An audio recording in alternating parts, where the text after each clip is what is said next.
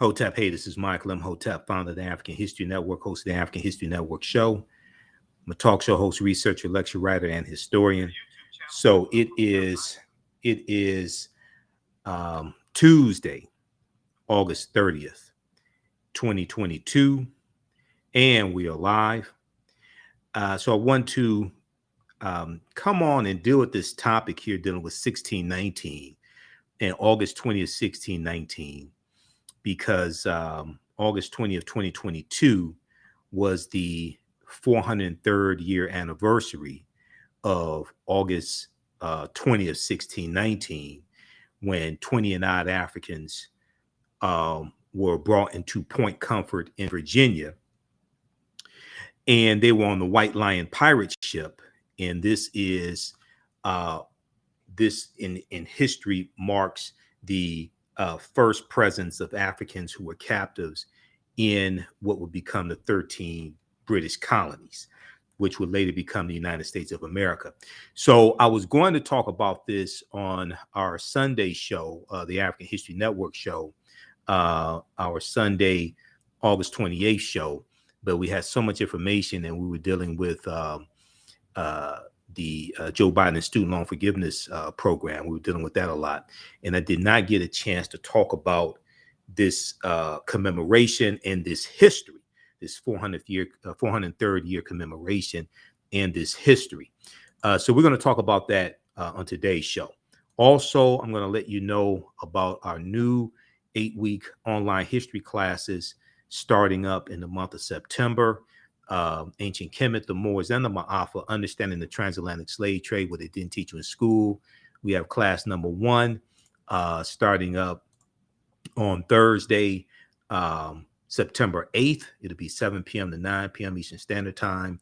And then we have on Tuesday, September 13th, we have From the Civil War to the Civil Rights Movement and Black Power, 1865 to 1968. So we have information about that at our website, TheAFricanHistoryNetwork.com, TheAfricanHistoryNetwork.com. So we'll give you some information about that on today's show also, and talk about some of the information in the class. This here dealing with 1619, we deal with this in the class as well. Okay, now, unfortunately, most of what we know about August 20th, 1619 is false. Most of what we know about August 20th, 1619 is false. So we're going to dispel some of those myths as well, okay? And when we deal with the transatlantic slave trade, it's also important to understand that African people were in the land that we call the United States of America and in the Americas for tens of thousands of years. So, we know we come to this land at least 51,700 years ago. These were the Khoisan. They're the ancestors of the Ainu and the Twa. You know, this was our land stolen from us. We were here before. Even in the land we call the United States of America, we were here even before Native Americans came into existence. Okay, we'll talk some about that as well. All right, so there's a good article from history.com. History.com is the official website of the History Channel, and it deals with first enslaved. Let's see, this goes right here. August 20th, 1619. First enslaved Africans arrive in Jamestown, setting the stage for slavery in North America. First enslaved Africans arrive in Jamestown, setting the stage for slavery in North America. Okay, now also it's important to note that the Spanish were taking Africans into the territory we call South Carolina, in the Georgia-South Carolina territory in 1526. This is 93 years before 1619. So this is why, even though there's some good information in the 1619 project, and Nicole Hannah-Jones headed that up, the 1619 project from the New York Times, there's really some historical flaws, and there's too much emphasis on the year 1619 when we should also be looking at prior to 1619 as well. Okay, so on August 20th, 1619, 20 and odd Angolans, 20 and odd Africans, kidnapped by the Portuguese, arrived in the British colony of Virginia and are then bought by English colonists. Okay, now they come in on the White Lion pirate ship. These were English pirate ships that are going to capture these Africans. They hijack the Portuguese pirate. They hijacked the Portuguese slave ship, which was named the San Juan Batista. They hijacked this Portuguese slave ship and take these Africans into Point Comfort in what is Hampton, Virginia. It wasn't Jamestown, it was Hampton, Virginia. All right, now the arrival of the enslaved Africans in the New World marks a beginning of 2.5 centuries of slavery in North America. 2.5 centuries of slavery in North America. Founded at Jamestown in 1607, the Virginia colony was home to about 700 people by 1619. Home to about 700 people by 1619. Okay. Now, let me do my disclaimer here, because some of this information I'm going to share with you, you probably have not heard before. So I may say some things that are outside the circumference of your own awareness. Just because you never heard them before, disagree with them, or don't like them, does not mean that they are not true. It just means you have to do some research to understand what it is I'm talking about. Okay. Because one of the things that a lot of people don't understand is that in 1619, you did not have codified slave laws in any of the 13 British colonies. Okay, in 1619, you did not have codified slave laws in any of the what are going to become the 13 British colonies. Okay, you have indentured servitude, but you don't have codified slave laws. The first colony to have codified slave laws is going to be Maryland in 1641, right about 1641. It's going to be the colony of Maryland. Okay, so this whole thing, one of the things that's really important to understand, I know people like to talk about, oh, it's been racism since we first got here. We were enslaved since we first got here, all this stuff since we first got here, things like this. One, we didn't first get here in 1619, number one. In this land we call the United States of America, or what was also called Turtle Island, Turtle, what was also called Turtle Island. We didn't first come here in 1619, number one. Number two, codified slave laws did not exist. Three, slavery evolves in these 13 British colonies over time. It didn't exist when these 29 Africans first arrived. Slavery evolved over time. Okay, these colonies really weren't designed. They really weren't founded to have slavery, because if they were founded to have slavery, they would have had it prior to this, because they already were dealing with slavery in England. Okay, they already were involved in the transatlantic slave trade in England going back to 1562 and Sir John Hawkins. So if they wanted to have it in the 13 British colonies, they would have already had it. All right, so the first enslaved Africans to arrive in Virginia disembarked at Point Comfort. Disembarked at Point Comfort in what is today known as Fort Monroe. Fort Monroe at Point Comfort. Back at this time in 1619, it was actually Hampton, Virginia, not Jamestown, Virginia. Most of their names, as well as the exact number who remained at Point Comfort, have been lost to history, but much is known about their journey. Much is known about their journey. Okay, and I want to pull up. I want to see if I could pull up a.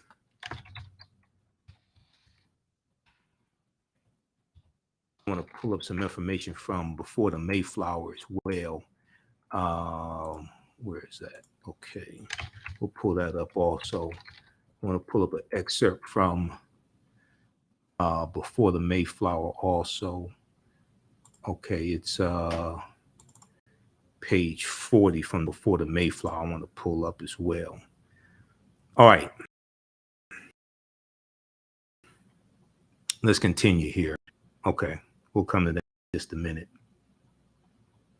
Now, they were originally kidnapped by Portuguese colonial forces who sent captured members of the native Congo and Indongo kingdoms on a forced march to the port of Luanda. A forced march to the port of Luanda. Okay, so they're captured by the Portuguese, and they're forced to march hundreds of miles to the port of Luanda, the capital of modern day Angola. From there, they were ordered on the ship called the San Juan Bautista, which set sail for Veracruz. They were going to the Gulf of Mexico. Okay, they were actually going to the Gulf of Mexico. So they set sail for Veracruz in the colony of New Spain, because this would have been Spanish territory. Now, as quite common, about 150 of the 350 captives aboard the ship died during the crossing. Then, as it approached its destination, the ship was attacked by two privateer ships, the White Lion and the Treasurer. So these were two English pirate ships, the White Lion and the Treasurer. Okay. And the White Lion and the Treasurer are going to hijack the San Juan Bautista, which was a Portuguese slave ship, and they're going to kidnap about 60 of these Africans and put them on two English pirate ships called the White Lion and the Treasurer. Now, it was the White Lion pirate ship which docked at Virginia Colonies Point Comfort. So if you go to Virginia, if you read about it, you read about Point Comfort in Virginia. And at the time, that was in Hampton, Virginia. Okay. And they traded some of the prisoners for food, water, supplies, things like this on August 20th, 1619. August 20th, 1619. At this time, codified slave laws don't exist in any of the 13 colonies. Okay. It's important for people to understand this, because the way the history actually evolves, the way the history actually happens is different than we think the history actually happens. Okay. For instance, if we look at this right here, this is from page 40, Before the Mayflower by Lerone Bennett Jr. And then if you take my online history classes, we have a new class starting up Thursday, September 8th. Okay, 2022, 7 p.m. Eastern Standard Time. Ancient Kemet, the Moors, and the Ma'afa, Understanding the Transatlantic Slave Trade, what they didn't teach you in school. We break down a lot of this information, go deep into it. Okay, so we'll give you the information so you can register for the class. If we look at this here, and I don't know how well you can see this, but this is from page 40 of Before the Mayflower by Lerone Bennett Jr. He says, of all, let's see, we can blow this up some. Of all the improbable aspects of this situation, the oddest to modern blacks and whites is that white people did not seem to know that they were white. White people did not seem to know that they were white. I was trying to see if I can blow this up for you. I thought I had this. I want to check another source for this. I thought I had this in a PDF when I scanned it. I have to check. But what he's talking about here is, this is chapter 2 of Before the Mayflower by Lerone Bennett Jr. And what he's talking about is when these in the early 1600s, when Europeans come to this land, okay, the term white, in generally speaking, was not used for Europeans. They were called Christians or called English or Englishmen, okay? And African people were not referred to as Negro or Negroes. They were referred to as Moors, Blackamoors, Nagars, and Nagars in the early 1600s in these British colonies, okay? So if we look at this here, let's see here, okay. He says that of all the improbable aspects of this situation, the oddest to modern blacks and whites is that white people did not seem to know that they were white. It also appears from surviving evidence that the first white colonists had no concept of themselves as white. The legal documents identified whites as Englishmen and or Christians, Christians. The word white, with its burden of arrogance and biological pride, developed late in the 1600s or the 17th century, as a direct result of slavery and the organized debasement of blacks. The same point can be made from the other side of the line. For a long time in colonial America, there was no legal name to focus white anxiety. For a long time in colonial America, there was no legal name to focus white anxiety. The first blacks were called blackamoors, Moors, Negers, Negers, and Nagars, Negars. The word Negro, a Spanish and Portuguese term for black, did not come into general use in Virginia until the latter part of the century. So in 1619, when those Africans are coming in, when those Africans being brought in, they weren't even calling them Negro. They're calling them Moors, blackamoors. They may use the term African, but they weren't even calling them Negro, which is a Spanish and Portuguese term. All right, so it's important to understand this. Now, if we look here at, let's go back to this article here, because I have a few different articles to show you. All right, how's everybody doing? Share this broadcast on your social media platforms. Invite your friends to tune in. All right, let's see here. Okay, let's go back to this one here from history.com.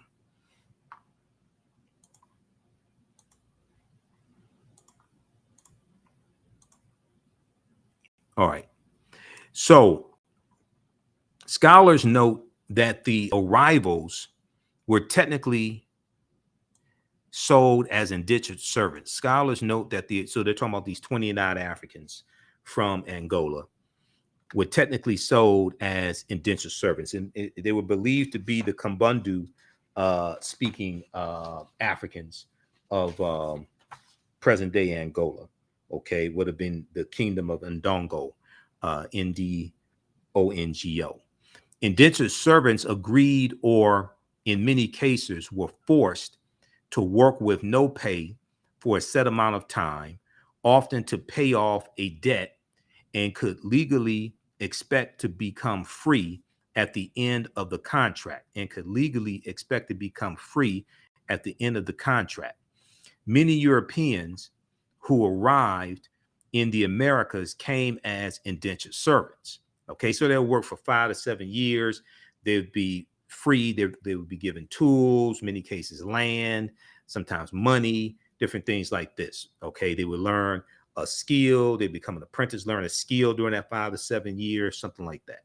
Okay, despite this classification and records which indicate that some of them did eventually obtain their freedom, it is clear that the Africans arriving at Point Comfort in 1619 were forced into servitude, and that they fit the Universal Declaration of Human Rights definition of enslaved peoples. Even though chattel slavery didn't exist in 1619 in the 13 colonies, codified slave laws did not exist. This whole thing is going to evolve, and what's going to happen is there's going to be a lack of white indentured servants, and they're going to turn to start enslaving Africans more. The arrival at Point Comfort marked a new chapter in the history of the transatlantic slave trade, which goes back, the transatlantic slave trade goes back to 1441 and Anton Gonzalez going into modern day Mauritania and capturing 12 Africans and taking them back to Portugal. That's the beginning of the transatlantic slave trade. Now, the beginning of the transatlantic slave trade, it's important to understand this, and we go through and break this down in my online classes starting up Thursday, September 8th. Ancient Kemet, the Moors, and the Ma'afa, understanding the transatlantic slave trade, what they didn't teach you in school. To understand the transatlantic slave trade beginning in the 1440s, you have to deal with hundreds of years of history of the Africans known as the Moors, who are in Europe and conquer portions of Europe. And they go in 711 AD led by General Tariq Ibn Ziyad, and they're going to conquer portions of the Iberian Peninsula, what today is known as Spain and Portugal. Okay, and they go all throughout Europe, and they're going to Africanize to various extents Europe. They're also going to intermix into the European population and intermix into the European bloodline and change the complexion of a lot of Europeans as well. Okay, so the arrival at Point Comfort marked a new chapter in the history of the transatlantic slave trade, which began in the early 1500s and continued into the mid 1800s. Okay, so the transatlantic slave trade goes back to the mid 1400s. It didn't start in the early 1500s. Now you will see some maps that start the transatlantic slave trade about 1518, and that deals with King Charles V, also known as King Charles I of Spain, signing the Asiento de Negro. And the Asiento de Negro was a license that the Spanish crown gave to slave trading nations, and gave to other nations and slave traders to provide African slaves in the Spanish colonies. Okay, that's the Asiento de Negro. So some sources that you look at dealing with the transatlantic slave trade, they will start when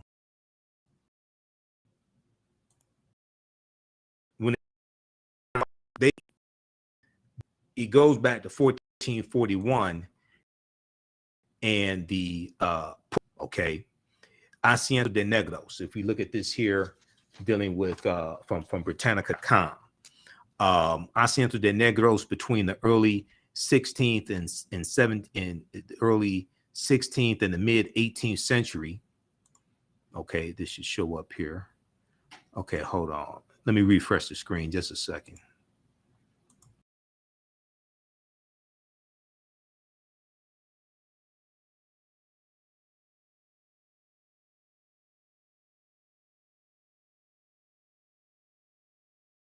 Okay, so when I change the screen, it should show up. Stand by.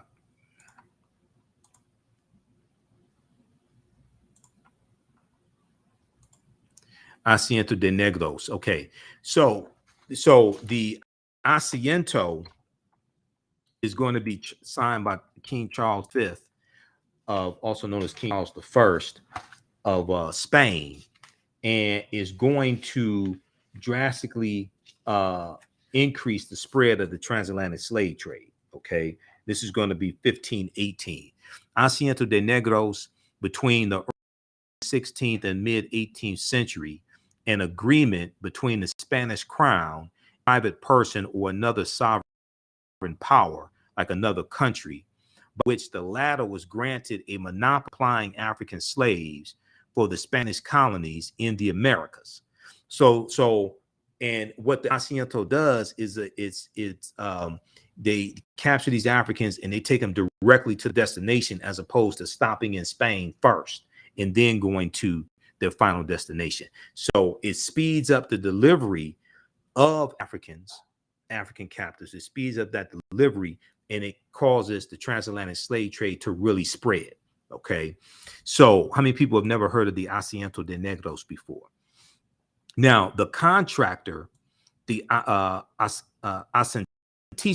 the contractor, agreed to pay a certain amount of money to the Spanish crown for the monopoly, and to deliver a stipulated number, and to deliver a stipulated number of male and female slaves for sale in the American markets. The first such contractor was a Genoese company that in 1517 agreed to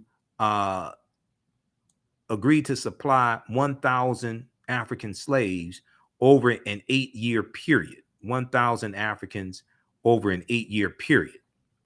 In 1528, an agreement was reached with a German firm to supply 4,000 Africans. For its monopoly, the German firm paid 20,000 ducats annually to the Spanish crown. Each African slave was sold at a price not exceeding 45 ducats. Until the 18th century, individual Spaniards, as well as subjects of Portugal, France, and Great Britain, entered into such contracts, these asientos. In spite of heavy taxation, government interference, and unsettled trade conditions, all of which greatly curtailed the profitability of asientos, foreigners nevertheless sought them because they provided the chance to share in the lucrative Spanish-American trade, and especially to acquire some of the gold and silver bullion produced by the slave trade, and to acquire some of the gold and silver bullion produced by you're talking about the African slave trade. The last and most notable asiento was that granted to the British South Sea Company, because these Europeans are organizing themselves into slave trading companies. The British, the Royal Company, the Dutch East India Company, different things like this. They're organizing themselves into slave trading companies financed by the royalty, financed by people with wealth and power, oftentimes backed by banks, oftentimes backed by European banks. Okay, the last and most notable asiento was that granted by the British Sea Company in 1713 by a provision in the Treaty of Utrecht. The contract entitled the company to send 4,800 African slaves to Spanish America annually for 30 years, contracted them to send 4,800 African slaves to Spanish America, to the Spanish American colonies annually for 30 years, and to send one ship each year to engage in general trade. Okay, so check out the rest of this. Okay, but this is the asiento. When we go through, one of the things we do in the class, we go through and we look at this history chronologically. And the asiento is something that drastically causes the transatlantic slave trade to spread. Okay, it causes the transatlantic slave trade to spread quickly, increases the need for African slave labor. Okay, so all of this has a ripple effect. All right, let's go back. I want to go back to this other piece here from history.com. Okay, I'm going to post the information here. You can register for the new online class that we have. It starts up Thursday, September 8th. Ancient Kemet, the Moors, and the Ma'afa, understanding the transatlantic slave trade, what they didn't teach you in school. We get deep into this history. I do a PowerPoint presentation. We have book references, articles, video clips, everything. We have the link here in the thread of the broadcast. Also, it's at our new website, TheAHNShow.com, TheAHNShow.com. We have the information there. We do the sessions live. All the sessions are archived and recorded. You can go back and watch them anytime. We also have a bundle pack. You get both classes for $130. That's it's really about a $360 value, because it's going to you'll get bonus lectures, bonus presentations from me also when you register for this. The second class that we teach is on Tuesdays, starting September 13th. Class number 1 starts up from the Civil War to the Civil Rights Movement and Black Power, 1865 to 1968. Okay, so we have 2 new classes starting up with class number 1 in the month of September. All right, so we have the information right on the homepage of our website, TheAHNShow.com, and here in the thread of the broadcast also. And we do the sessions live. All the sessions are archived and recorded. You can go back and watch them anytime. So a year from now, 2 years from now, you can go back and watch the entire course. And here's the link for the bundle pack. So you get the bundle, you get both classes for $130. You can also use this information with your children. I would say the content is PG-13. Okay, and you can use it with your children. It's very engaging. It's very visual. We have video clips, everything. Okay, so the arrival at Point Comfort marked a new chapter in the history of the transatlantic slave trade, which didn't begin in the early 1500s. It goes back to 1441. It's important for us to understand that, and continued in the mid 1800s. Brazil is looked at as the last country to abolish the transatlantic slave trade, 1888. Cuba abolishes it in 1886. Okay. Now, the transatlantic slave trade uprooted roughly 12 million Africans, depositing 5 million in Brazil. Most of them are taken into South America. Okay. Most of the Africans taken out of Africa don't come to the United States. Somewhere between 380,000 to about 1.4, 1.5 million come to the U.S. It may be there was new evidence that came out a few years ago that showed maybe 3 or 4 million came here, but over 3 million in the Caribbean. Okay, though the number of Africans brought to mainland North America was relatively small, roughly 400,000, their labor and their descendants was crucial to the economies of the British colonies and later the United States, the 13 British colonies and what would later become the United States. 2 of the Africans who arrived aboard the White Lion pirate ship, Antonio and Isabella, became servants, quote unquote, servants of Captain William Tucker, commander of Point Comfort. Now, their son, who was known as William was born in 1624. Okay, their son William is the first known African child to have been born in America from emanating from that group that came in 1619 and afterwards. He's the first known African child born in those 13 British colonies. He was born in 1624. And under the law of the time, he was born a free man. Under the law of the time, he was born a free man because chattel slavery did not exist at this time in 1619. Okay, so you know, you being enslaved for perpetuity and your children being born into slavery, things like this, 1619, that doesn't exist. So William's born a free man. Now, in the coming decades, however, slavery became codified. In the coming decades, however, slavery became codified, which means written into law. Now,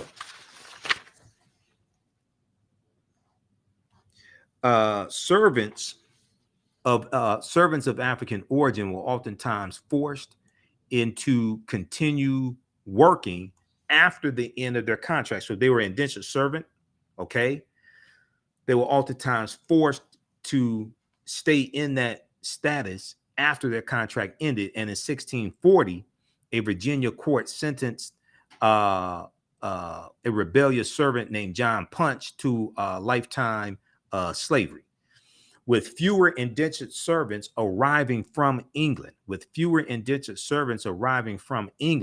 a racial caste system developed, and African servants were increasingly held for life. So Africans who went into indentured servitude, and there are going to be some cases of African people coming from England voluntarily entering into indentured servitude, and then after they serve out their servitude, they acquire land, things like this. You're going to have some cases of people of African descent who go on to acquire white indentured servants also, and they may own African indentured servants and have white indentured servants as well. If you read chapter 2 of Before the Mayflower by Lerone Bennett Jr., he breaks all this down in chapter 2. Now, in 1662, a Virginia court ruled that children born to enslaved mothers were property of the mother's owner. Okay, in 1662, a Virginia court ruled that children born to enslaved mothers were the property of the mother's owner. So they're formulating. We go through and we see how all these laws get formulated. Now it's important to understand different colonies are going to have different laws, and these laws evolve in different colonies at different times. So just because you have a law in the colony of Maryland does not mean it's the same. If they pass a law in the colony of Maryland, it doesn't mean that it gets passed in all the or it applies to all the other colonies at the same time. Each individual colony has to pass their individual laws. So as cash crops like tobacco, cotton, and sugar became pillars of the colonial economy, slavery became its engine. As these cash crops, the increase for demand of these cash crops, and keep in mind, they're setting up these colonies, they're generating all these cash crops, also sending some of them to England so England can sell them as well and sell them to other countries also. As cash crops like tobacco, cotton, and sugar became pillars of the colonial economy, slavery became its engine. Though the slave trade, the international transatlantic slave trade, was outlawed in 1807, and we break this down in the class and deal with how what that's based upon. That goes back to the Philadelphia Convention of 1787 and them debating about outlawing the international transatlantic slave trade. And the international transatlantic slave trade deals with bringing Africans into the country to enslave them. That's the international transatlantic slave trade. That's going to be outlawed by Congress March 2nd, 1807. Okay, March 2nd, 1807. The international transatlantic slave trade is abolished. And that ties to Article 1, Section 9, Clause 1 of the U.S. Constitution, which helps to lay the legal foundation for reparations. We don't understand the U.S. Constitution. A lot of our people don't read, so they just spout nonsense like, we're supposed to get reparations because our ancestors worked for free. Okay, well, when you study the laws at the time, it was legal not to pay them. It was legal to enslave them. You go back and you look at the Virginia slave codes of 1705. It was legal to slave them. They passed laws that made it legal to enslave them and not pay them. So why are you arguing reparations for what was done that was legal when we should be arguing reparations for what was done that was illegal and violated federal law? Because when the transatlantic slave trade was abolished, 1807, the law goes into effect January 1st, 1808. They kept bringing Africans into this country, violating federal law. So all the Africans that were brought into this country from January 1st, 1808 through about July of 1860, when the Clotilda comes into Alabama, which is the last known slave ship to come into this country. And when you study the Clotilda, that when that ship came in, those Africans, they hid them in the swamp for a number of days because it was illegal for the ship to come into U.S. waters. Okay, so instead of us arguing for when we deal with reparations and their other arguments, the best thing to do is to deal with present day conditions and standard laws and policies put in place to bring about the present day racial disparities, wealth gap, education gap, things like this. Deal with the laws and policies put in place that created those disparities, and then trace that back to slavery and focus on changing the present day conditions. Deal with the laws and policies that are still in place that now distribute wealth, power, and resources. Okay, as opposed to just the focus on chattel slavery, which ended 157 years ago. And all the last of the former slaves died in the 1950s. We should be focusing on present day inequities, structural inequities. Deal with the laws and policies that created those structural inequities that bring us to where we are today, and then trace that back to slavery, as opposed to just keep talking about slavery. You have to make the connection between slavery, laws, and policies that are still in existence today that continue to do us harm, that continue to inflict harm on us today. Read about the Clotilda. Last American slave ship is discovered in Alabama. The schooner Clotilda smuggled African captives into the U.S. in 1860, more than 50 years after importing slaves was outlawed. More than 50 years after importing slaves was outlawed. Okay, this is from National Geographic, May 22nd, 2019.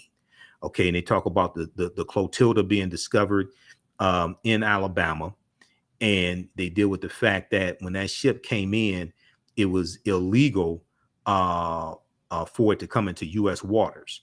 Okay, the captives who arrived aboard Clotilda were the last of an estimated 389,000 Africans delivered into bondage in mainland America from the early 1600s to 1860.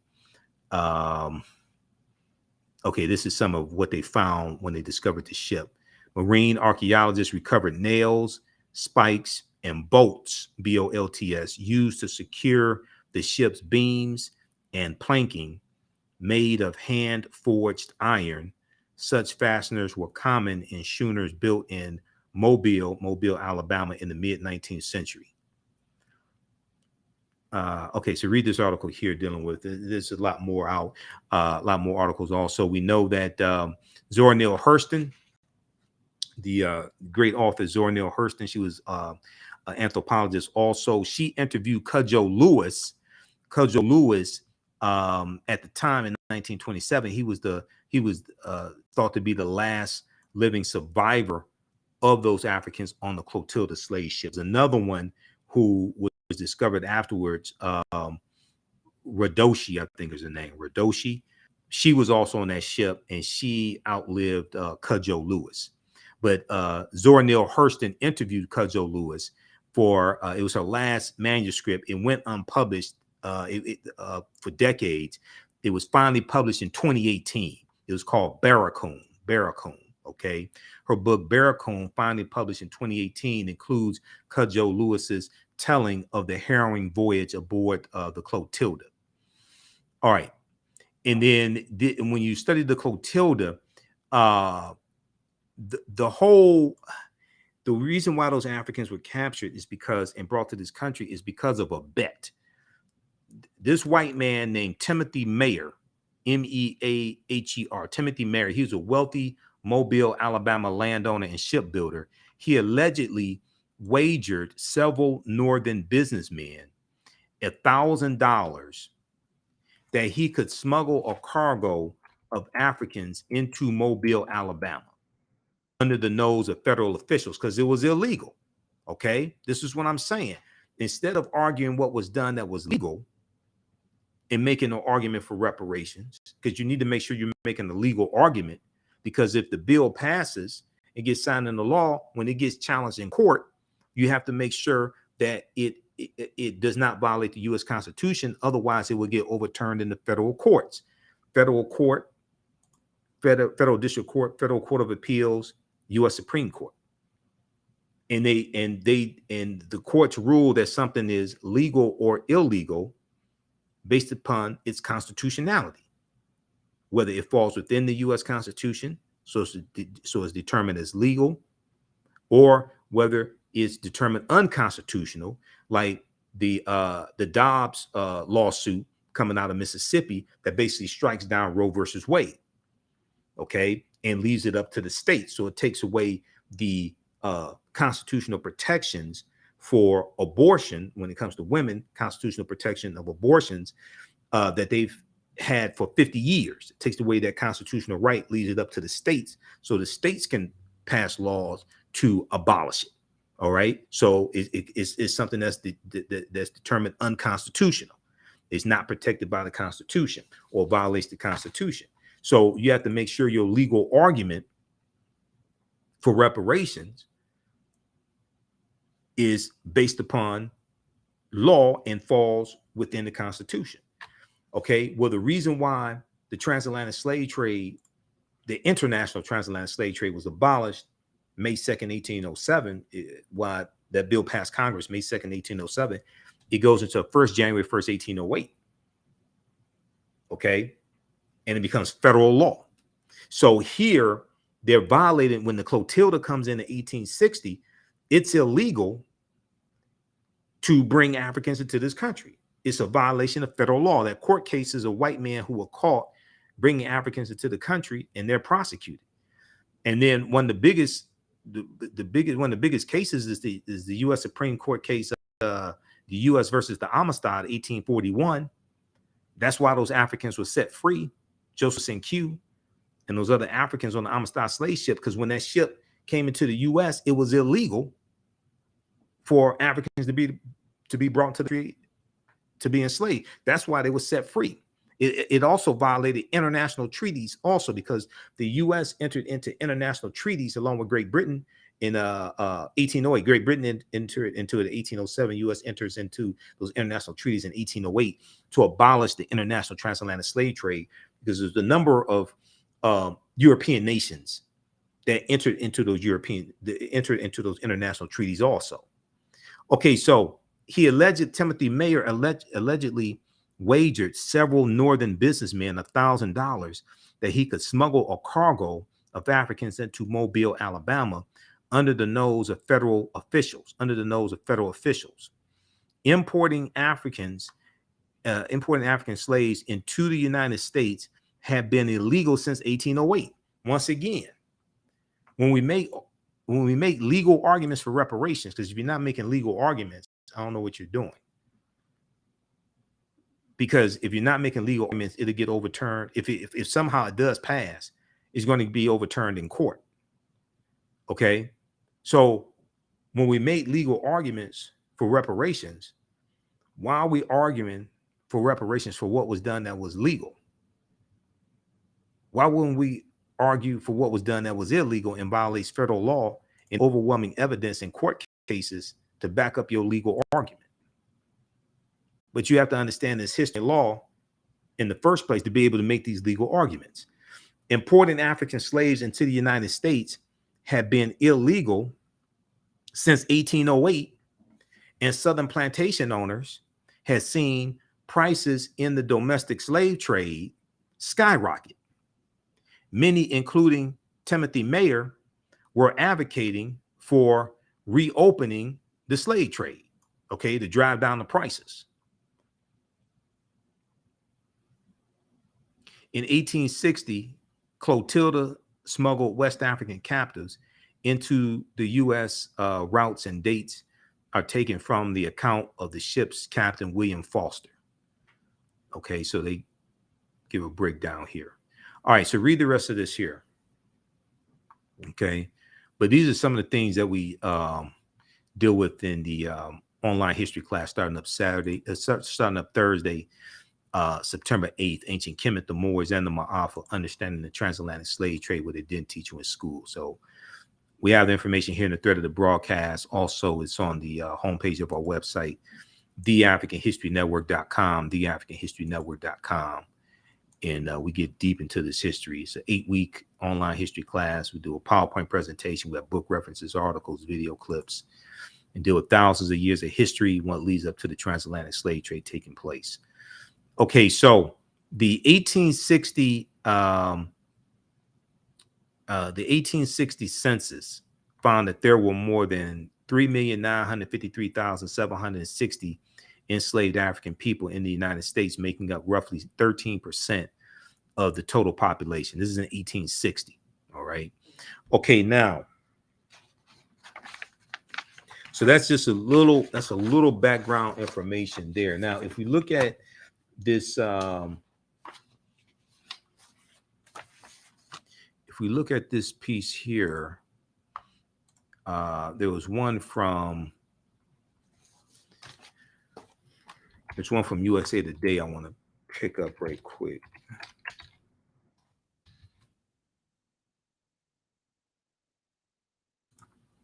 There's a good article from USA Today that did,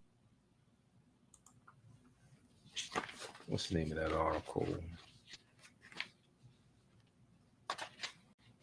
1619, 400 years ago. This one right here.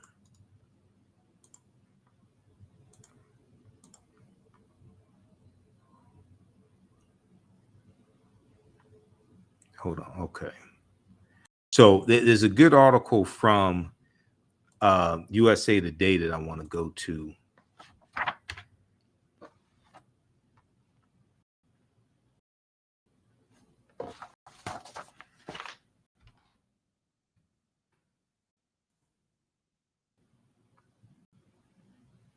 Let me close out these ads.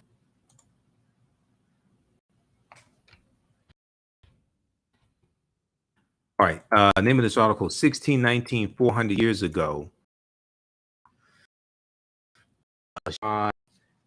In Virginia bearing human cargo.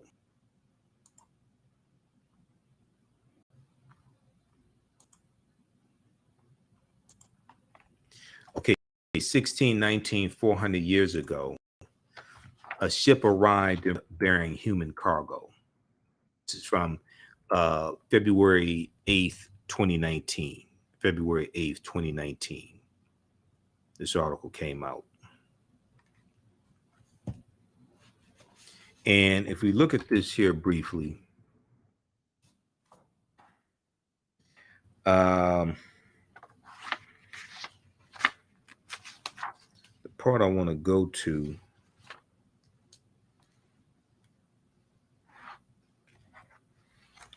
is, okay, they mentioned Lerone Bennett Jr. here also. They talk about the San Juan Batista, the pirate ship. There were 147 Africans on board, docked near what is now Veracruz, Mexico.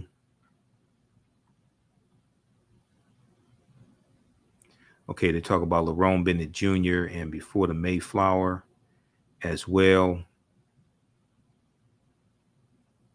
When the White Lion pirate ship arrived unheralded in Point Comfort, the captain's immediate task was to sell the Africans in exchange for food.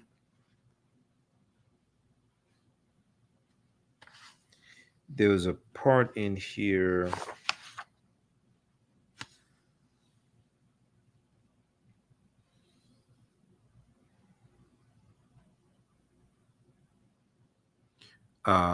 Okay, then they show this right here.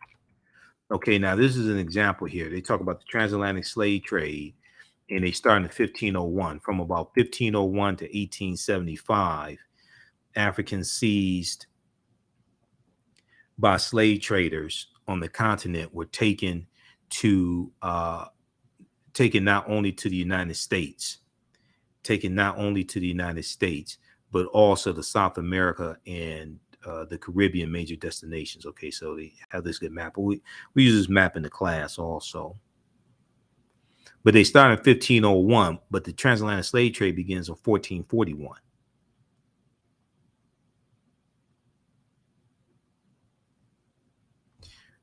All right, now there's a part I wanted to look for here. Is it in this one?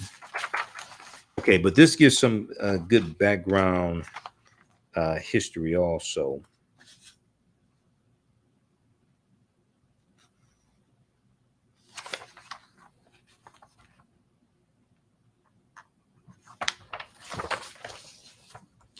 It concludes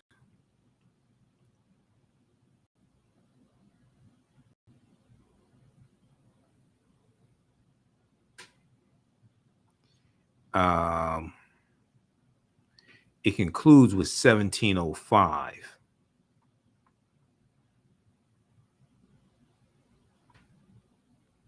Where is it?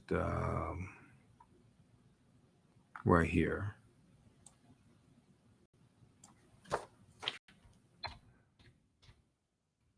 By 1705, any ambiguity about the status of blacks free, indentured, enslaved was clarified by a series of so-called racial integrity laws that institutionalized white supremacy. We see this in Virginia in 1705, the Virginia slave codes. Okay, so check out this article here. There was a another one to look at. 1619, 400 years ago, a ship arrived in Virginia bearing human cargo. That's from USA Today. So you can check that out. Now, there's another good one here from this is from VirginiaMercury.com. VirginiaMercury.com. And before we go to that one, I want to go to this slide here. Let's see, current slide. Let's look at this here. This shows the historical marker.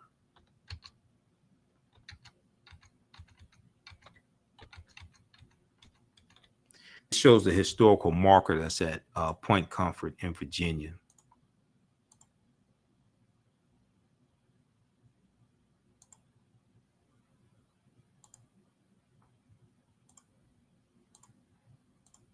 Okay, this historical marker says this deals with the first Africans in Virginia. It says the first documented Africans in Virginia. And you know what? This is actually in the article that I'm looking at. It'll probably be larger if we show it to you. We could just show it to you in the article. Here we go. Let's look at it in the article. It'll be easier to see.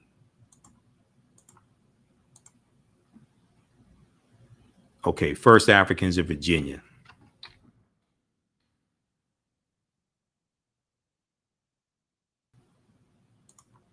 The first documented Africans in Virginia arrived here in August 1619 on the White Lion, Lion, the White Lion, an English privateer based in the Netherlands.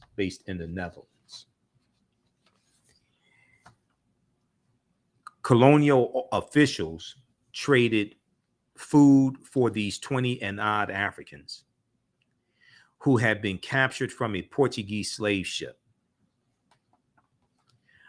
Among present-day Hampton's earliest African residents were Anthony and Isabella. Their son William was the first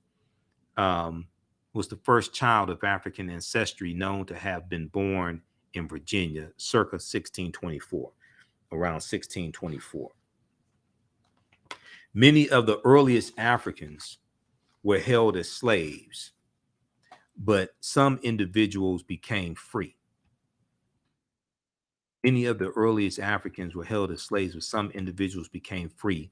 A legal framework for hereditary lifelong slavery in Virginia evolved during the 1600s.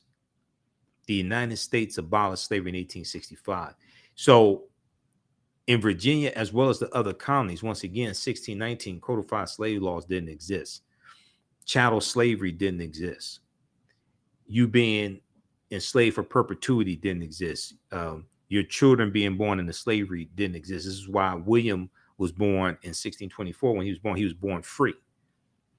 That whole framework didn't exist in 1619, 1620, 1624. It's going to evolve over a period of time.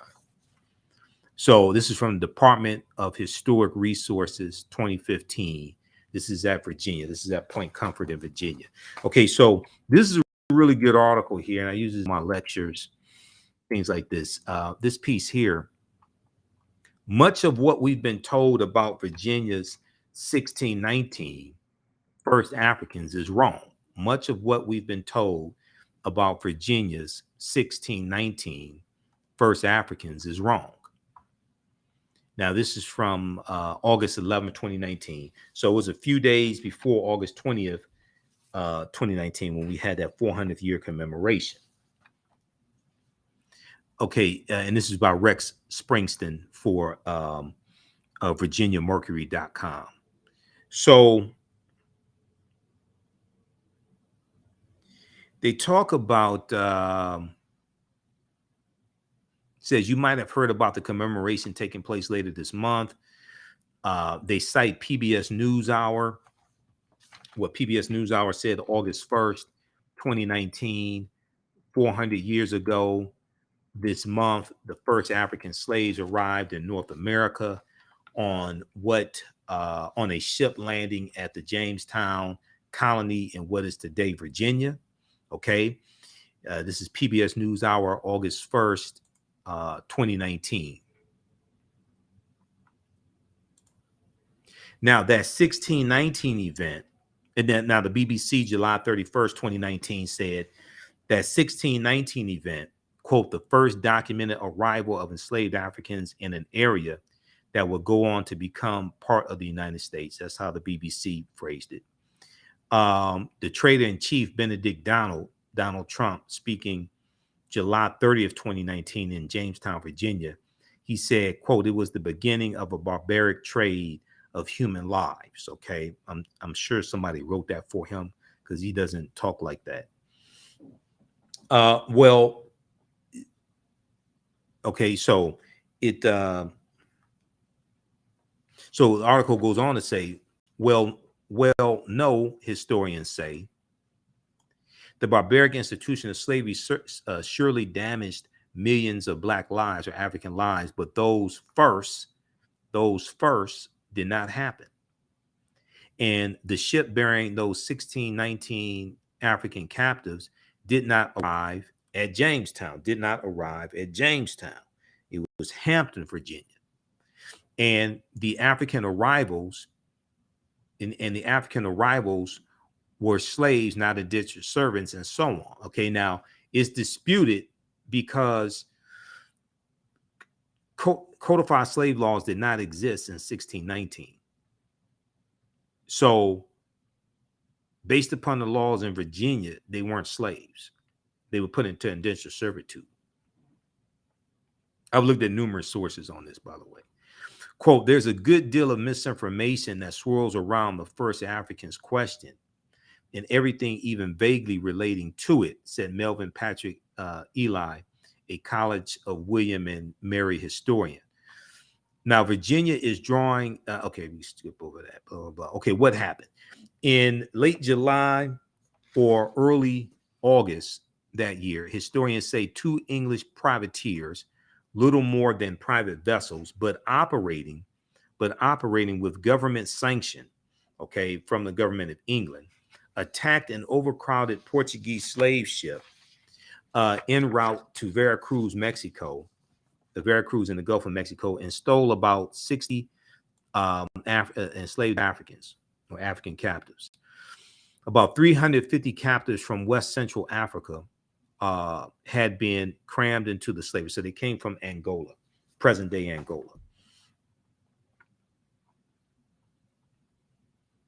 Now, in late August, one of the English ships, the White Lion, showed up at Point Comfort at the mouth of the James River in present-day Hampton, Virginia, not Jamestown, and sold perhaps 30 Africans desperately needed supplies. Was that the beginning of slavery in the New World? Okay. No, it was not, for a number of reasons. Okay. Historians say the Spanish had enslaved Africans in present-day Latin America for more than a century. The beginning of slavery in what became the U.S., was it that? No, the Spanish took enslaved Africans to a settlement in the present-day Carolinas, in the South Carolina, Georgia area in 1526. This is, and we deal with this in the class, in the online course. Okay. The African slaves rebelled and the settlement failed. Okay. The African slaves rebelled and the settlement failed. And it's believed they went off to live with Native Americans. There's about 100 of them. Okay. They're going to overthrow their oppressors. Also, the Spanish took African slaves to St. Augustine, Florida, which, unlike the Jamestown colony in Virginia, still thrives in, they take them in 1565. So that Spanish colony in 1565 was a successful colony, whereas the one in 1526 was not a successful colony. Okay. And that was,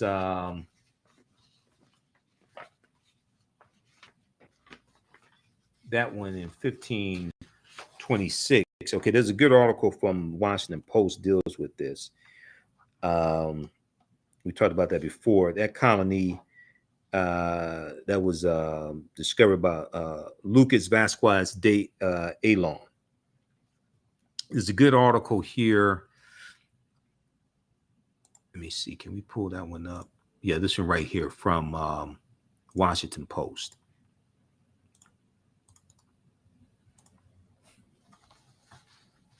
Before 1619, there was 1526.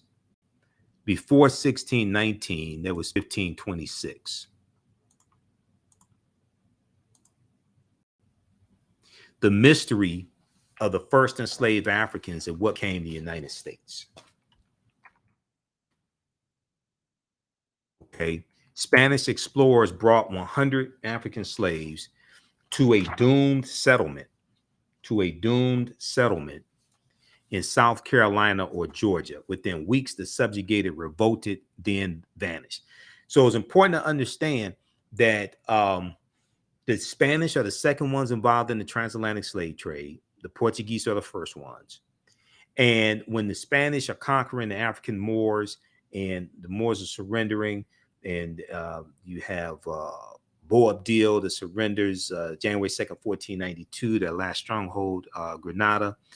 And they're expelling some of the Moors out of Spain. Others are being captured and put into slavery and sent into Spanish colonies. Okay. So we see all this history comes together, but the Spanish are going to be here in the land we call the United States of America. The Spanish are going to be here before the British, okay? And before the British colonies are set up. By the early 1520s, near all the indigenous people in the Spanish colony of Hispaniola were dead. So Hispaniola is an island nation that Columbus conquers on his 4 voyages. He conquers Hispaniola in 1492. All right. And it's going to be on the western third of the island of Hispaniola, where Saint Dominique is, or what those Africans are going to call Haiti, when you have the Haitian Revolution of 1791 to 1803, and they declare their independence January 1st, 1804. The French are going to take control of Saint Dominique in 1697. Okay, they take control of the western third of the island of Hispaniola. They take control of that from the Spanish in 1697. Okay, all right. Let's continue here. All right, Colin. Okay, thanks so much for registering for the classes, Colin. Thanks so much. People, you can register for these online courses now. We have bonus content you can start watching now. This really helps to support the African History Network. This really helps to finance the research. I don't have millionaires and billionaires that support us, things like this. So, I was on a call with Dave Anderson, who owns the owned the Empowerment Radio Network. That was when I used to do nationally syndicated radio. He was the owner of that. He's going to be on my show September 11th. We're going to do a show together, the African History Network show. But I talked to Dave because I got to trying to figure out how to keep the African History Network afloat, because it costs a lot of money to do all this. Okay, so when you register for these classes, that really helps. And we have the bundle pack. You can register individually for them, but we also have the bundle pack, so you can get a cost break. But if you want to register for both classes, we have them already discounted, $80. The class is regularly $130, on sale $80. As soon as you register, we have content that you can start watching right now. After you watch this broadcast, we have content you can start watching now. I'm going to be adding more content over the next couple of days leading up to the class. Okay, so you visit our website, TheAHNShow.com. Ancient Kemet, the Moors, and the Ma'afa, 8-week online class. There's going to be a ton of information that you learn. It's going to transform how you see history. You're never going to be the same. after this. You're going to learn so much about our people. And, you know, what you do for yourself, what you do to yourself, what you allow the people to do to you and get away with is based upon what you think about yourself. The classes don't sell $80, regularly $130. Class number 1 starts September 8th. It's going to be 7 p.m. to 9 p.m. Eastern Standard Time. Now, we do the sessions live. All the sessions will be archived and recorded. You can go back and watch it anytime. So even a year from now, 2 years from now, you can go back and watch the entire class. And then starting September 13th, Tuesday, September 13th, we have From the Civil War to the Civil Rights Movement and Black Power, 1865 to 1968. We have bonus content in this class also. This class here, we're going to start in 1803 with the Louisiana Purchase. And now both of these classes, I created the content. I created the curriculum for them. I've been studying history 30 years. I've been the host of the African History Network show for 12 years. I created the African History Network show. Which one is this? Okay, this is so these are the binders. This is some of the information. This is just some of the information because I have other I got other articles and things like this. So I'm putting all this stuff back into the binder. Okay, I'm putting it back into the binder. But this is the curriculum for ancient Kemet, the Moors, and the Ma'afa, understanding the transatlantic slave trade. Okay, we got and this is broken up into eight sections. And it's probably about 100 articles now that we deal with in the class. So it's going to be a ton of information that you're going to get. Some of these articles are articles from the class, okay? We deal with everything from ancient African civilizations like ancient Kemet, Nubia, Axum, Zimbabwe, Great Zimbabwe. We deal with the Punic Wars. We deal with all that, a chronology of history, okay? But this second class here, now, understand the transatlantic slave trade. I've been teaching that since 2017, on and off since 2017. This second class I created in late 2021. And the reason why I had to create this second class is because this period of history from 1865 through 1968 is a critical period of history to understand how we got to where we are today, to understand the racism that we're experiencing today and the laws and policies put in place to bring us to where we are today, to understand where we need to go from here. Okay. So I created this second class. I created the curriculum, and there's even more information in the second class. The second class is like 2 binders of information. That's how deep we're going to go into this history. Okay. The second class, and so this is some of the stuff here. It's like we're going to look at things like state constitutions, especially during Reconstruction era, after Reconstruction. Look at things like the election riots of 1874 in Alabama. This is straight from Alabama.com. Okay, you follow Alabama. We're going to look at a lot of these riots that took place, this political violence that was inflicted upon African Americans during the Reconstruction era. All this is related to what's going on right now. Okay, we look at things like this article right here.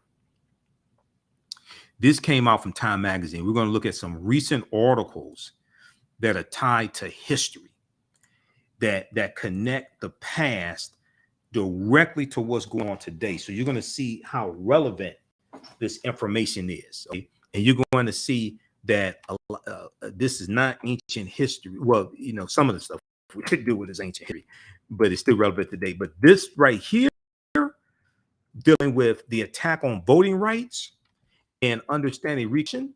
Okay. Can I close this ad, please? Because I have a subscription to Time Magazine, so it shouldn't be showing me this ad. What can I do? Can I increase the size of this? No, I don't want to see more. Okay, this right here. A new report finds that 45 states are failing to teach students about the period that shaped race relations after the Civil War. 45 states are failing to teach students about the period that shaped race relations after the Civil War. Okay, so they're talking about the Reconstruction era.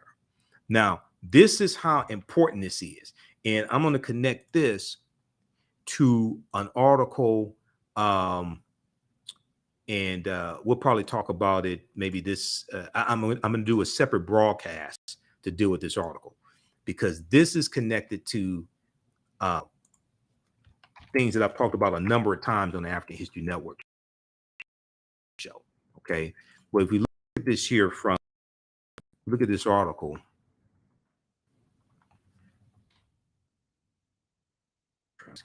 Hold up this ad. Okay, hold on. Let me try to rest the screen.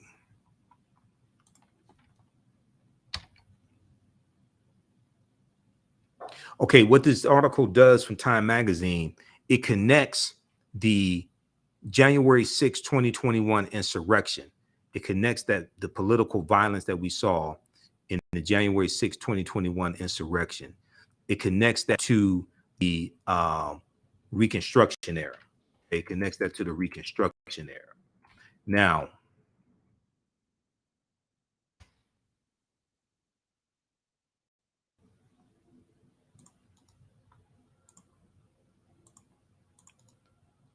trying to refresh the screen. Let's open this up again.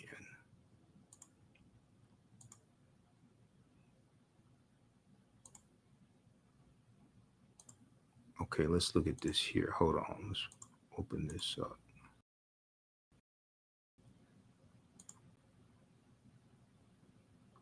Okay. All right. New report finds that 45 states are failing to teach students the period of relations after the Civil War. Okay, if we look at this, this is from January 12th, 2022. So it was a year and 6 days after the January 6th, 2021 insurrection. It says in the aftermath,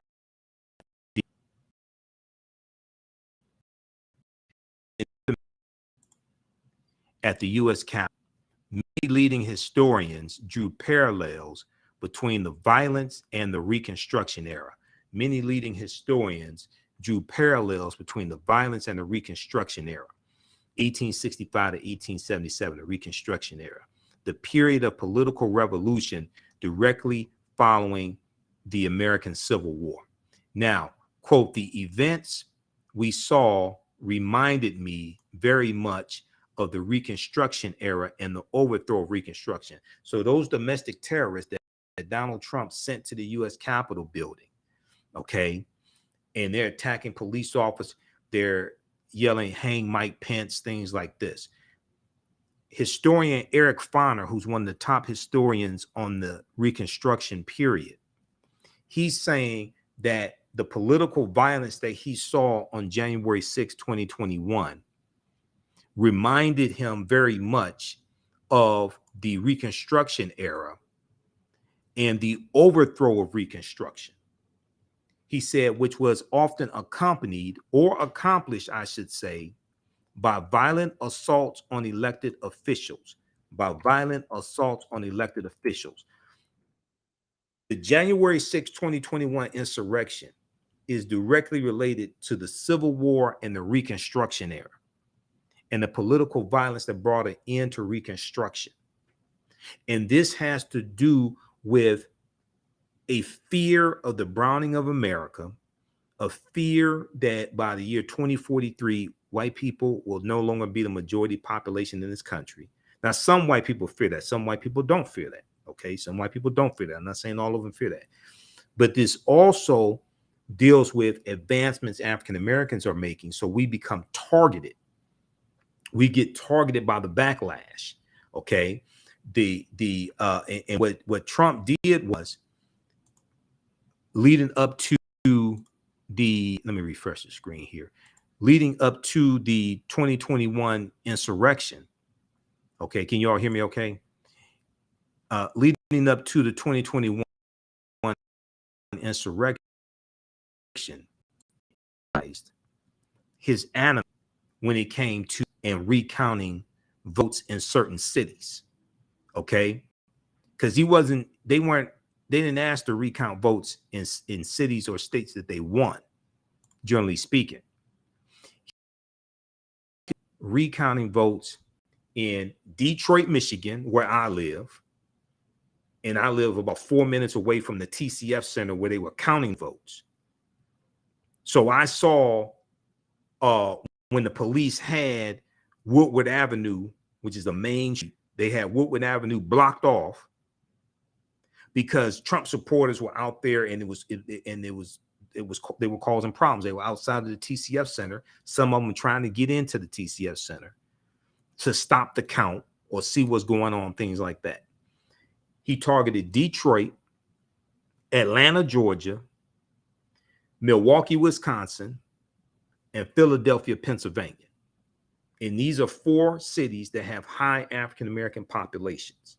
And he was saying they were cheating. He was calling for recounting of the votes. And Atlanta, it was in Fulton County, I think it was. They paid for a recount of the vote, and there was some other paid for a recount of the vote, things like this. They wanted to recount in Arizona. Biden picked up votes in Arizona after the recount. Okay, he racialized this. He targeted Lady Ruby. He targeted Ruby Freeman and her daughter Shay, who were poll workers. He targeted them in phone calls and in the call he had with Governor Brad Raffensperger, Secretary of State Raffensperger of Georgia. He targeted them in those calls. Rudy Giuliani targeted them as well. Said they were passing a flash drive to one another, and it was a ginger mint that Shay passed to her mother. Okay, so they get terrorized, right? So Trump racialized. This goes back to what we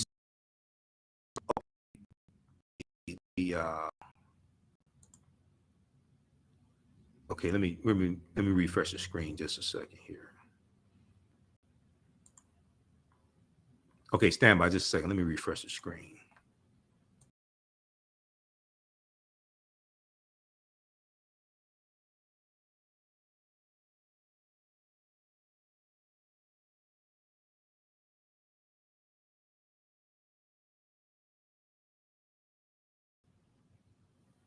All right, we're back. Okay, so can you all hear me okay? Can you see me okay?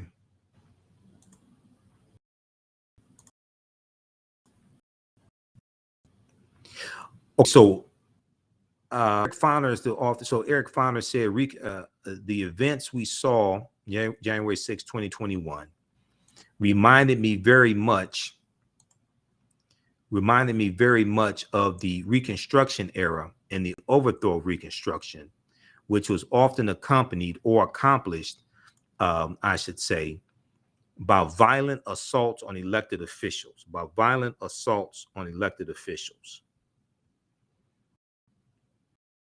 Now, Eric of the book Reconstruction, America's Unfinished Revolution, 63 to 1877, he said this in the interview with the New Yorker magazine published a week after the January 6, 2021 insurrection.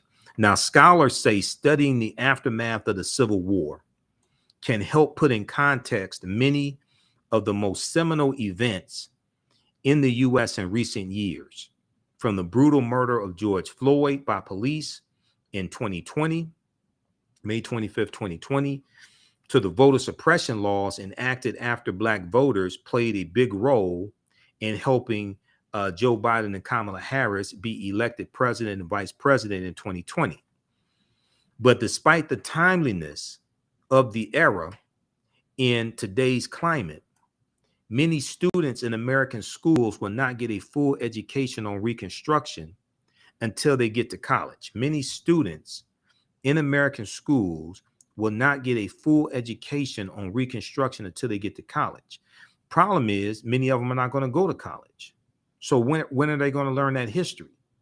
And what's important for people to understand is that the policies that you support and who you vote for political office has a lot to do with your understanding of politics and your understanding of history.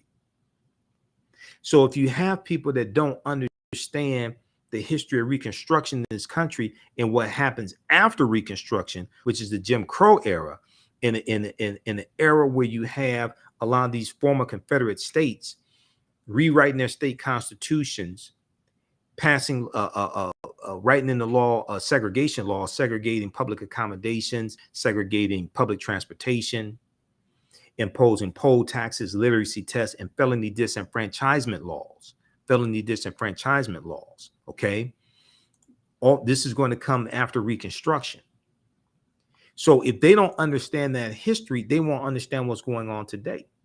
And you have to have laws and policies to put in place to address that history, to reverse these policies that are in place, to address those historical inequities. This is why understanding history is so important. Okay, so the article goes on to say, in social studies standards, let me go back to this here.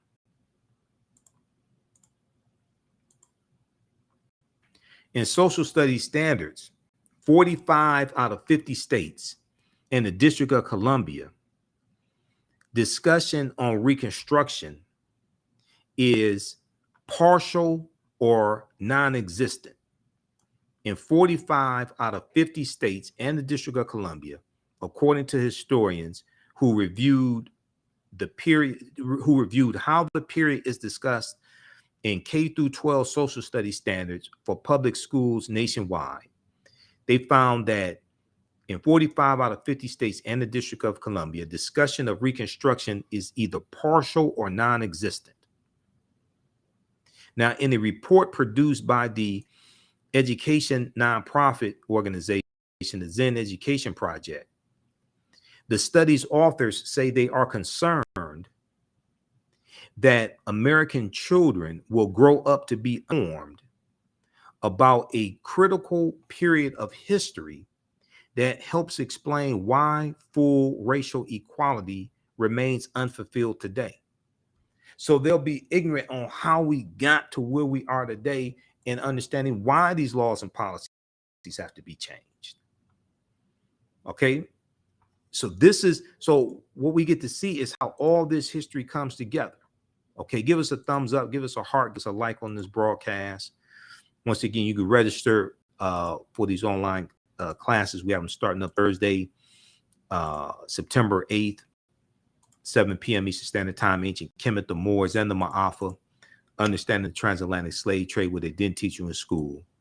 Okay, and we have a bundle pack. You can register for the bundle pack as well. We have the information at our website, TheAfricanHistoryNetwork.com, TheAfricanHistoryNetwork.com, right on the homepage, and we'll post a link here for the bundle as well. Also, if you want to support the African History Network, $ the AHN Show through Cash App, $ the AHN Show through Cash App. Also through PayPal, paypal.me/the AHN Show, paypal.me/the AHN Show. The socials keep doing the research, stay on the air, keep broadcasting, pay some of the bills, etc. And when you do it through Cash App, we have the Cash App information right on the homepage of our website. When you do it through, when you go to our Cash App, it'll say Michael and show my picture there. Okay. Because there's some fake African History Network Cash App accounts out there. I'm still trying to get Cash App to shut down. Okay, so we have the information around the homepage of our website right here. This is our official Cash App account, $AHN Show, SHOW. When you go to it, it says Michael and shows my picture.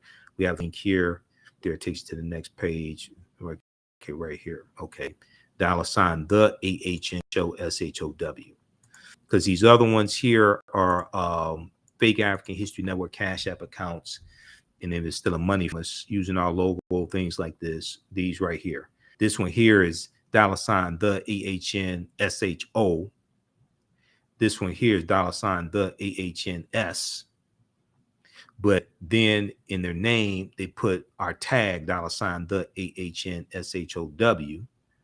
There, that's a fake account. This one right here did the same thing and used our logo. This is a fake account. So it's about 5 of them I've identified that are fake. They've been stealing money from us. Okay, so this is our only Cash App account. That's why I have the link here and takes you directly to it, and it has the barcode. Okay. All right. This is the type of stuff I have to deal with. All the work I do, this is the type of stuff I have to deal with. All right. Okay, let's continue. So now this article right here, this deals with something that we talk about a lot in the second class, from the Civil War to the Civil Rights Movement of Black Power, 1865 to 1968. Now this came out, I want you to see how relevant and timely this is. This article came out August 26, 2022. August 26, 2022. Okay. This is from theguardian.com. And there are a few other articles out about this story as well. Mississippi's Jim Crow era felony voting law is constitutional, federal court rules. Mississippi's Jim Crow era felony voting law is constitutional, federal court rules. Law passed here. Law passed in 1890 was tailored to exclude the Negro, but appeals court says tweaks in 20th century, quote, cleansed discriminatory taint, end quote. This goes back to the Mississippi State Convention of 1890, where they rewrote the Mississippi State Constitution to impose poll taxes and literacy tests and felony disenfranchisement to suppress the African American vote, in a state where African Americans were the majority of the population. Okay. And what Mississippi did in 1890 became the Mississippi Plan, and it was copied by other southern states. Okay. The why you needed a Voting Rights Act of 1965 to strike down these laws that these former Confederate states put in place to get around the 15th Amendment. The reason why you needed a Voting Rights Act of 1965 is because of what happened in Mississippi in 1890. It's directly related. And most of our people don't understand this history. Okay. So if we look at this here briefly, there's an article by Sam Levine for theguardian.com. A Jim Crow era provision of the Mississippi State Constitution. It was section 241 of the Mississippi State Constitution. It was designed to disenfranchise African American voters. Is a Jim Crow era provision of the Mississippi Constitution designed to disenfranchise Black voters is constitutional, a federal appellate court ruled on Wednesday. Okay, so this was last week, Wednesday. That would have been Wednesday, August 24th. The case deals with the provision of the Mississippi State Constitution, section 241, that lays out specific crimes that cause its citizens to be permanently, to cause its citizens to permanently lose the right to vote. This deals with felony disenfranchisement. And if you get convicted of a felony, you can't vote. We're going to see this first start basically right around 1870, when the 15th Amendment is adopted and African American men get the right to vote. That's where we're really going to see them start with felony disenfranchisement. Then we're going to see it written into state constitutions. And this is designed to suppress the African American vote. Mississippi officials initially adopted the provision at a constitutional convention in 1890, choosing crimes such as theft, arson, embezzlement, and bigamy that they believed African Americans were more likely to commit. This is another strategy to get around the 15th Amendment of the U.S. Constitution that guaranteed the right to vote to African American men, because women don't get the right to vote until the 19th Amendment of 1920. Quote, we came here to exclude the Negro. We are to exclude the Negro, said the convention's president. Nothing short of this will answer. Now, the convention's president, his name was Solomon Saladin Calhoun, and he was a white county judge. We're going to come to that in just a minute here. A majority of judges on the U.S. Court of Appeals for the Fifth Circuit did not dispute that the original provision was racist and unconstitutional, but they said Mississippi had since cleansed the provision of its discriminatory taint. They said Mississippi has since cleansed the provision of its discriminatory taint by tweaking the provision twice in the 20th century, last century, the 1900s. Voters removed burglary from the list of disfranchising crimes in 1950, okay, in 1950, and they added murder and rape to the list in 1968. Now, if you've been convicted of a crime, what does that have to do with your right to vote? Because if you work, you still have to pay taxes. Think about this. If you've been convicted of a crime and you served your debt to society, you did your time in prison, you come out, you go through the halfway house, you're off probation, all that stuff, right? Now, if you have a job and, you make over a certain amount of money each year, you have to pay federal taxes. So what does you being an ex-felon have to do with you losing your right to vote? You can't vote. You got to pay taxes. Why can't you vote? Isn't that taxation without representation? You have to pay taxes and can't vote.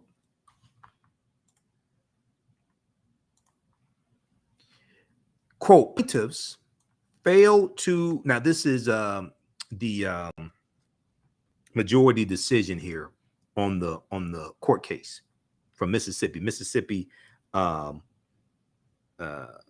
This was majority of judges of the U.S. Court of Appeals, Fifth Circuit, right? Okay. Quote, plaintiffs failed to meet their burden of showing that the current version of Section 241 of the Mississippi State Constitution was motivated by discriminatory intent. In addition, Mississippi has conclusively shown that any taint associated with Section 241 has been cured, end quote. Now, a majority of justices for the Fifth Circuit, one of the most conservative benches in the U.S., they wrote this in an opinion. This was the majority opinion. Now, the challengers in the case have said they plan to appeal the ruling to the Supreme Court, which is a 6-3 conservative Supreme Court. We'll see what happens there. Roland Martin also talked about this on his show. It was Monday. He talked about this on his show Monday, August 29th. Now, the decision will allow Mississippi to continue to enforce an extremely harsh policy when it comes to voting rights. When it comes to voting rights for those with certain felony convictions. 10% of the state of Mississippi voting age, the state of Mississippi's voting age population, the highest rate in the country, cannot vote because of a felony conviction, according to an estimate from the Sentencing Project, which is the criminal justice nonprofit. 10% of Mississippi's voting age population cannot vote because they have a felony. What does having a felony have to do with you voting? because if you get a job, you're going to have to pay federal taxes and state taxes and city. So if you have to pay taxes, why can't you vote? Now, this includes 16% of the black voting age population. Okay, 16% of the African-American voting age population in Mississippi cannot vote because they have a felony. Now, the vast majority of people disenfranchised in the state have completed their criminal sentence. And the way they have the law written is that it makes it so hard for you to get your voting rights back in Mississippi. Okay, so read the rest of this piece here. Now, this is directly related to the Voting Rights Act of 1965, which did not give the right to vote to African Americans. That's a misunderstanding of the Voting Rights Act of 1965. It did not give the right to vote. What it did was it protected the right to vote, and it made illegal obstructions to the 15th Amendment, the poll taxes, the literacy tests, the property ownership requirement, all those things. It made all that illegal. Okay, that these southern states were doing, these former Confederate states, it made all that illegal. It did not give African Americans the right to vote. African Americans could already vote. And when you look at those laws in those former Confederate states, their laws did not say African Americans could not vote. They just had other obstacles in the way of you voting. The Voting Rights Act of 1965 made all that stuff illegal. And then it also put federal oversight on those states and territories that had a history of putting obstacles in the way of African Americans voting. So if they wanted to make any changes to locations of polling places, they wanted to make any changes to how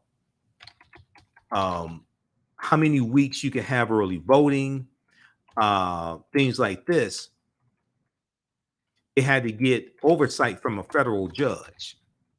Okay, they had to get oversight from a federal judge. So this is what the 1965 Voting Rights Act did. We look at this article here from history.com. And these are some of the things we look at in the second class, from the Civil War to the Civil Rights Movement and Black Power, 1865 to 1968, because we go through and look at all this history chronologically to better understand what's going on today, to understand where we need to go from here, understand laws and policies, things like this, how they have impacted us, so we understand what needs to take place, what we need to fight for.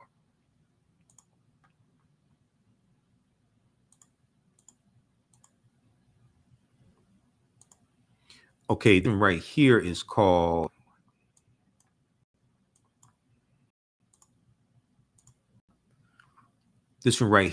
When Did African Americans Actually Get the Right to Vote? Now, once again, nowhere in the U.S. Constitution does it explicitly give anyone the right to vote. Nowhere in the U.S. Constitution does it explicitly give anyone the right to vote.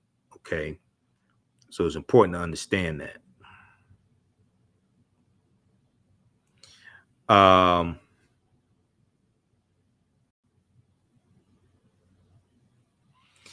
In the immediate aftermath of the Civil War, we skip over some of this. Black Americans gained full rights citizenship. Okay, Reconstruction, presidential Reconstruction, and black codes. Okay, there were Lincoln. Radical Republicans in Congress were outraged, arguing that black codes went a long way toward establishing slavery in all but name. Early in 1866, Congress passed the Civil Rights Bill. So there was as I explained to people, and especially in the courses, civil rights did not start in 1955 with the Montgomery bus boycott, or 1964 with the Civil Rights Act of 64. Civil rights goes back to 1865 and 1866. You have the Civil Rights Act, or the Civil Rights Bill of 1866, which laid the foundation for the 14th Amendment of 1868. Okay, so early in 1866, Congress passed the Civil Rights Bill, which aimed to build on the 13th Amendment and give Black Americans the rights of citizens. When President Andrew Johnson vetoed the bill on the basis of opposing federal action on behalf of formerly enslaved people, because he was from the South, he was from Tennessee, he was sympathetic to the former slave owners. He was actually a Democrat who the Republicans got to run on the ticket with Lincoln in 1860, for president. Congress overrode his veto, marking the first time. What is this here? Hold on. Let me close this out. Okay. Congress overrode his veto, marking the first time in the nation's history that a major legislation became law over a presidential veto. Okay, so they deal with the 14th and 15th Amendments, 14th Amendment, 1868, 15th Amendment of 1870. Which granted 15th Amendment, 1870, which stated that voting rights could not be denied or abridged by the United States on the basis of color, by the United States on the or by any state on account of race, color, or previous condition of servitude. Because there are only two sections to the 15th Amendment. Now, Reconstruction saw biracial democracy exist in the South for the first time, though much of the power in state governments remained in white hands. Like African-American voters, African-American elected officials faced the constant threat of intimidation and violence, often at the hands of the Ku Klux Klan or white supremacist groups like the White League or the Knights of the White Camellia, things like this. Okay. Disenfranchised, including, so while the 15th Amendment barred voting rights discrimination on the basis of race, it left the door open for states to determine the specific qualifications for suffrage. So states have a lot of control over who votes, and that goes to the 10th Amendment of the U.S. Constitution, which deals with states' rights. Now, Southern state legislatures used such qualifications, including literacy tests, poll taxes, and other discriminatory practices, to disenfranchise a majority of Black voters in the decades following Reconstruction. As a result, white-dominated state legislatures consolidated control and effectively reestablished Black codes in the form of so-called Jim Crow laws, a system of segregation that would remain in place for nearly a century. Talk about the Civil Rights Act of 64, which once again strikes down Plessy versus Ferguson 1896, but on a broader basis, dealing with public accommodations. Also, it banned discriminating when it came to employment as well, based upon race or ethnicity. This 1964 Civil Rights Act, that a lot of people think that just had to do with public accommodations and sitting at white lunch counters. No, it didn't. It also dealt with economics as well. And the 1964 Civil Rights Act also created the Equal Employment Opportunity Commission, the EEOC, where we could file complaints and take action against discrimination when it came to discrimination, like on the job, things like this, or if we felt we were being discriminated against when it came to employment. Now, continued challenges to Black voting rights. Before the passage of the 1965 Voting Rights Act, an estimated 23% of eligible African-American voters were registered nationwide. By 1969, that number rose to 61%. 23% before the Voting Rights Act, 61% by 1969. By 1980, the percentage of adult Black population on Southern voter rolls surpassed that in the rest of the country. The historian James C. Cobb wrote in 2015, adding that by the mid-1980s, there were more Black people in public office in the South than in the rest of the nation combined. The 2012 turnout of African-American voters exceeded that of white voters for the first time in history, as 66.6% of eligible African-American voters turned out to help re-elect President Barack Obama. This right here scared the hell out of a lot of white people. It scared the hell of a lot of white Republicans. The percentage of African-Americans who came out to vote in 2012, it was 66.6% of African-Americans who were registered to vote. That's the percentage that voted. That was the first presidential election where the percentage of African-Americans registered to vote surpassed who actually voted, surpassed the percentage of white people who were registered to vote that actually voted. Okay. So what did they do? They came back and hit us in the courts. They came back and hit us with the 2013 U.S. Supreme Court case of Shelby County versus Holder, which struck down Section 5 of the Voting Rights Act. In 2013, the Supreme Court struck down a key provision of the 1965 Voting Rights Act, ruling in 5-4 in Shelby County versus Holder. Shelby County is in Alabama.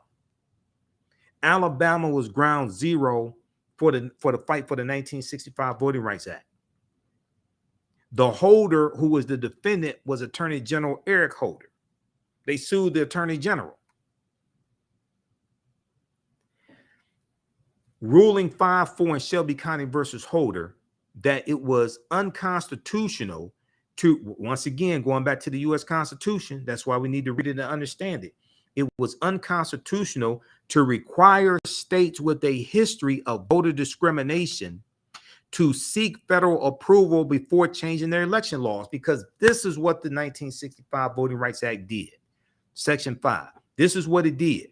If you wanted to make any changes to the location of polling places, or if you wanted to close down places, if you wanted to change the hours that polling places are open, if you wanted to change how many Sundays the polls would be open for souls to the poll voting, where people, especially African Americans, go to vote after church, you had to get approval from a federal judge. There was federal oversight to protect the rights of African Americans when it came to voting in states and territories that had a history of putting those obstacles in the way of us voting. Okay.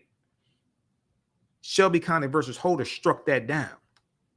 When you go research this, within 24 hours of that U.S. Supreme Court decision, states started passing voter suppression laws. These former Confederate states started passing voter suppression laws. They couldn't wait. They've been trying to strike down, they've been trying to weaken the Voting Rights Act for decades, because they knew they were losing power. So, and see, Republicans understand better the power of the vote than many of us do. That's why they work so hard to suppress our vote. Now, in the wake of the U.S. Supreme Court's decision, a number of states passed new restrictions on voting, including limiting early voting and requiring voters to show photo ID. This is within 24 hours of Shelby County versus Holder. They started passing these voter suppression laws, voter ID laws, things like this. Supporters argue such measures are designed to prevent voter fraud, which is almost non-existent. Widespread voter fraud doesn't exist. Widespread voter fraud doesn't exist. You have individual instances of it, and that's rare, that's minor. A lot of that are just mistakes.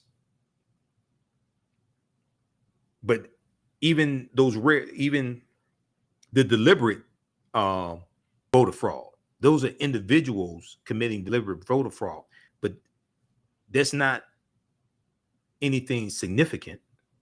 one, is not going to change any of the election results. Two, now, while critics say like poll taxes and literacy tests before them disproportionately affect poor, elderly, African-American, Latino voters. Okay, so check out, read this article here. When did African-Americans actually get the right to vote? This is from history.com, official website of the History Channel.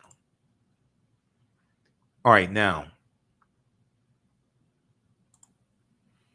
Okay, so how do you all like this type of information? Give us a thumbs up, give us a like. Who still needs to register for these online history classes that we have starting up with class number 1? Class number 1 starts up Thursday, September 8th, 2022, 7 p.m. Eastern Standard Time. And that's going to be Ancient Kemet, the Moors, and the Ma'afa, Understanding the Transatlantic Slave Trade, what they didn't teach you in school. And we deal with thousands of years of history and what leads up to the transatlantic slave trade taking place. This is an 8-week online course. I do a PowerPoint presentation, video clips. We have video clips, articles. We have over 50 articles in the class. It's probably, there's over 50 articles, probably about 70 articles now, something like that. The class is on sale $80, regularly $130. And you can pay with debit card, credit card. If you want to do Cash App or something like that, email us through the website and let us know. The website is TheAHNShow.com, TheAHNShow.com. You can also email us at TheAHNShow@gmail.com. Okay. So we do the sessions live. All those are archived and recorded. You can go back and watch it anytime. The second class we have starting up Tuesday, September 13th. 7 p.m. to 9 p.m. from the Civil War to the Civil Rights Movement and Black Power, 1865 to 1968. As soon as you register, there's archived content that you can start watching now. You can watch from around the world. As soon as you register, there's archived content you can start watching now. We have a bundle pack. You can register for both classes, only $130. Click here for register here for the bundle pack. We also have we posted the link here on the thread of the broadcast. If you've taken any of my online classes in the past, email me you can email me through the website or TheAHNShow@TheAfricanHistoryNetwork.com. But you can email me through the website. You get a 50% discount if you've taken any of my online classes in the past. Okay. So those are for returning students. We appreciate the returning students as well. If you want to pay full price, that's fine. We definitely appreciate that as well. Believe me. But we'll give you a 50% discount for returning students also. Okay. All right. Look, hey, we have to get out of here. Follow us on our Facebook fan page, The African History Network, The African History Network. And turn on live notifications so you know when we go live. You can also support the African History Network, $ the AHN Show through Cash App, through PayPal, paypal.me/the AHN Show. We have the information around the homepage of our website. Listen to the African History Network show Sundays, 9 p.m. to 11 p.m. Eastern Standard Time on 9:10 a.m. Superstation WFDF. And we also broadcast on Facebook and YouTube when we're on live as well. We have audio podcasts of the shows also. You click right there on the homepage, click on listen to podcasts. We have audio podcasts there as well. Okay. And here is the link for the fall course bundle pack as well. Okay, so you can go ahead and register for these classes. You can use this information with your children also. Like I said, the information, content is, I would say, it's PG-13. I don't do a lot of cursing. It's not overly graphic, etc. It's very engaging. I do a PowerPoint presentation. We have book references, articles, video clips. So some of the slides that I show, we actually use in the class. It is like about 150 slides, something like that, in the first class. Okay. All right. Look, we have to get out of here. Remember, at the African History Network, we focus on educating, empowering, and inspiring people of African descent throughout the diaspora and around the world. Right now, it's correct wrong behavior is not over till we win. Wakanda forever. We'll talk to you next time.